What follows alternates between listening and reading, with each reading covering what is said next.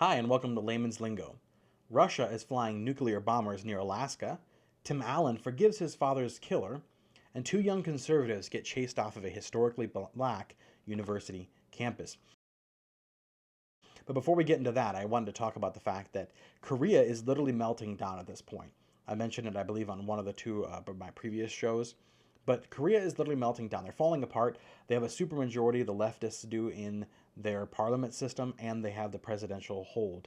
That is why, really, why all of the crackdown on religion and all of the conservative right in that country is happening, why there is so much pushback against them, and why they're just pushing, pushing, pushing. Unfortunately, the previous president played right into the left people's hands by declaring martial law during a rough situation. There was a lot of rioting, protesting, and all that kind of stuff that was going on. And because of that, it played so badly with the politics that they lost everything. Which reminds you, they were always close to losing the people. Unfortunately, people are easily swayed. I don't remember who said it, but it was an older man said a long time ago that you get one person, they're pretty smart. Two people, they can be pretty smart together, but you start putting too many people together and the brain cells begin to decrease, and mobs can do crazy things. Now, I don't have time to get into this show about it, but I would encourage you to go look into the situation that's happening in Korea right now, and just make sure to pray for them. Make sure that you think about them and pray for them, and then also make sure that you realize the mistakes that are done there, and let's try not to do the same thing here. Now, just because we're getting a lot of push right now from the death of Charlie Kirk in the conservative movement and a lot of traction across the political sphere, doesn't mean it's time to relax. I know there's a lot of people that are pulling back a little bit from it now that the first emotions are over. And I just want to encourage you, keep reaching out, keep going, don't stop. And I'm not going to stop. I'm going to make sure that we keep going, and I'm going to make sure that we keep trying to reach people around us. So please, I'm encouraging you, just get out there and do something, and don't think because we are, quote, winning, that now is the time to stop. Now is the time to continue to go. When you have power, in whether it's political or whether it's authoritative power of a position, you're supposed to use it for the benefit of everyone around you and society. You're supposed to do good with it, and that's what we should do. We should push during this time of extra strength and extra energy that we have to make sure that we can prevent things like what's happening in Korea to happen to our country. We're the last bastion, really, as Korea is literally falling, we're the last bastion of freedom of speech and so on. I mean, I'm not even going to go into it again with England, but total lack of freedom of speech there as well. I mean, to the point where they can't even fly their own flag sometimes. Now, the bombers. The Russian bombers apparently flew into not American airspace, they flew into Alaskan Air Defense Zone, I guess is what it's called. And when they flew in, it was four bombers. There were four nuclear capable bombers. Not that they had nuclear bombs on it that we know of. At this point, obviously, we don't know what's inside the bomber until obviously they release them. But Canada and America both scrambled jets to push them back, and NORAD was informed that if they were to have crossed into American airspace, that they will be shot down, or NORAD informed them that that's what would happen. So I kind of feel like Russia and Putin is in a bad place right now, and they needed to demonstrate strength. I don't know, because of what's going on with Ukraine and what Zelensky said about the Russian politicians needing to know where their bomb shelters are. If that's influencing it or controlling it in any way, shape, or form, I don't know. But obviously, Russia is flexing, and America flexed back, and I'm surprised, but Canada did as well. They pushed them back, and we're safe as far as I'm aware. However, we can't really think that it's honestly a true incursion, as it was four bombers, and as far as I know, they didn't have any fighter escorts. It's not like anyone was expecting them to go into combat of any kind. Also, seemed to have been caught pretty quickly. Now, I wanted to get into Erica's forgiveness, Erica Kirk's forgiveness of the person who shot her, and I've covered this. I'm not going to go deeply into it, but what I wanted to renote is that, as my last video pointed out, it really was for her and for her recovery and for her survival. After Tim Allen saw it, he posted saying that after 60 years, he finally was able to forgive the person who killed his dad. I can't imagine the amount of relief that gave him after this long of holding that in himself. But with the encouragement of Erica Kirk, he was able to make that decision and choice. And I'm assuming it's going to change his life dramatically, not having all that pent up anger and frustration, after 60 years to be able to give that up. I don't know how he does it. But something I want to point out here is a lot of people are jumping on Erica Kirk for different reasons. Either she's not conservative enough, she's not religious enough, she's not the stripe of religion, or she doesn't have the same positions and so on. And what I want to pull people back from is, now that the emotionalism of the initial death and funeral or memorial of Charlie Kirk is done, let's not stop. Let's not stop building coalitions. Let's not stop working together for our end goals. Because you work with someone doesn't mean you have to lose your morals and your beliefs. I work with people every day that I don't have the same morals and beliefs with. Just because you work with them doesn't mean you have to lose yours. And if you're afraid of losing yours because you work with people that are different than you, then maybe your beliefs are not as strong as you think they are. There's something that was interesting. I remember a recommendation that was given by, I believe, Charlie Kirk. I've watched so many videos recently; it's hard to keep track. But he said, if you're going to argue with someone, make sure when you go into a debate that you go into a debate willing to be proven wrong. And we go through life so unwilling to be proven wrong, so unwilling. We don't care. We just do not want to be proven wrong. But be willing to understand that every belief we have either is centered on something that is immovable, and there are black and white things from the scripture, right? From the Bible. Those things cannot change. But the other stuff, we have to ask ourselves sometimes whether our beliefs really are true or whether we've created them for our own benefit, for our own sake. And if that's the case, then we have to make sure that we don't throw that and thrust that on someone else. And I believe that Erica Kirk is going to do fine. And I'm predicting that she'll be just fine at leading Turning Point USA, that it'll continue to expand, and then you'll see her fervor grow.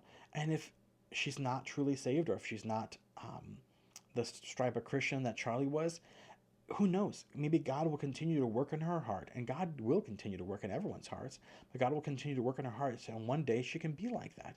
She can convert if that's what it is. And I know there were some things that they were saying there in the past that she was Catholic. I'm not 100% into it, and I don't really care or know. But what I'm saying is, let's not discount the movement or discount the coalition because people that are in it, and especially not a grieving widow. Part of this goes into my next point and my last point, which is bear ye one another's burdens. And I want to jump into the story of the two young conservatives that went to, I think it's Texas State University. The two young men, their names are Lance Johnston and Cam Higby. And they're never going to see this video probably, but I'm going to encourage them. Keep going, but under one difference. Do it the way Charlie Kirk did it. And by that, I mean there's a lot more depth to that than you think. They set up a like a prove me wrong kind of style of table. And what I'm noticed about it is that they didn't plan it out ahead of time. They didn't talk to the university ahead of time. They didn't get anyone to invite them out, which is a very big deal in these universities, and which is mainly what Charlie would do, or any of the other people that go out to these campuses. But they set up a table and they started talking to people. And from the looks of it, they seem to have had good answers. Now they're young, they're energetic, and a little bit abrasive, but they seemed like they had some good points and that they were decent at debating. They even had one guy talking to them, and it seemed quite equitable. They were going back and forth on the conversations, and it seemed like it was going to build up to being a good time. Unfortunately, then it started to change dramatically, and signs started being stolen, violence started breaking out, and they had to leave. Basically, a flash mob of rioters started to pop up. And the moral behind this is that when you do these things, you have to think through every aspect and do it right. I don't discourage these two young men. I encourage them to get out there and do it, but do it right. Follow the rules, follow the game, play the game, just like Charlie did, and just like Michael Knowles does, or Ben Shapiro, or Megyn Kelly, or I think Ali Bestecki does it too. All of these different conservatives that go out onto these campuses and talk, make sure to follow all their rules so that you're covered and your bases are covered. It'll also prevent you from getting hurt. These guys could have been seriously hurt or injured or even killed, depending on how bad the situation had turned, because the police were not informed that they were going to be there. There was no security. These young men didn't have security because, again, they're just young men. I haven't really looked into them, and I'm going to before my next video. I'm going to look into them and see what's going on with them. I think they both have podcasts or something along those lines. But here's my encouragement about bearing one another's burdens, and I brought this in. Bearing one another's burdens is they saw one of the people die, right? Charlie Kirk. And they decided to take up that load for him and help go out there and do that. And that's a noble thing. That's a good thing. But something I would encourage is all the big names. I threw out a bunch of big names just now, but all the big names, I encourage you, find someone young, someone new, someone who is not as eloquent as you, someone who's not as perfect as you and doesn't know how to schedule these things out, and encourage them. If you need to, donate money to them. Give them the source material that they need. Help drive them in the right directions. Sometimes these people just need a little bit of help. I mean, I would love a little bit of help. I'm not going to lie. But I would love help in like direction of advice and how to get started, how to get out the message to people, and how to be entertaining and interesting on camera. That'd be nice. All those things would be good. But if you see someone out there and someone that's less than you, help them out. We are in a society that doesn't want to bear each other's burdens, and in fact, you can kind of see that in the culture that we have with all the stuff that goes on online. And anyone says anything, there's a million people out there to tell you that you're wrong and that you're foolish and that you're stupid. And I'm actually surprised. I've had really good responses back so far on my videos. Again, maybe it's because my audience is like, I think one of my videos has like 16 views, so not very high. But I'm very encouraged by the fact that there have been decent comments and stuff on there. But a lot of these places, you can voice one opinion, and it can be as simple. I'm on very ADHD. And part of that is that I'm on like a snake group on Facebook. And there was a guy getting like death threats because he had posted a snake that had been dead. I know it's totally a random story. But my point is, people just get crazy out there. So encourage them. Help bear each other's burdens. If you're a big name out there and you have a little bit of time to devote to developing one person, if you can just reach one more YouTuber, one more podcaster, you can affect so much more people. Just by giving them a small push, you can bring in more and more people in to watch their videos. Maybe you're like a Ben Shapiro, right? And people aren't going to be super interested in watching your stuff, right? But you bring this young person on and you help them and you develop them and you encourage them in ways that would help them get their videos out. And that little bit allows your audience to kind of watch them too, to help boost their profile on the algorithm. And you never know, then it'll start being played out to people that are actually going to be interested in that person or actually interested in their perspectives, and it begins to grow. Ben Shapiro doesn't have to be worried about his audience being stolen by some young person.